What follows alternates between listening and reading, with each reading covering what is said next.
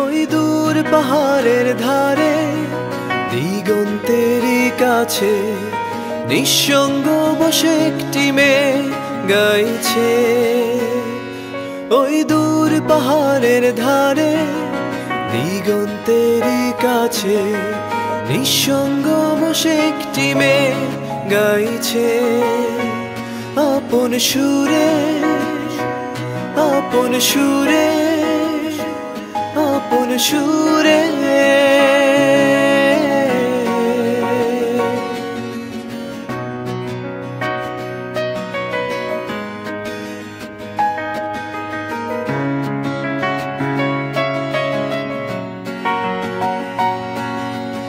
আমি সেই সুরের তানে ছুটে চলেছি তার পানে।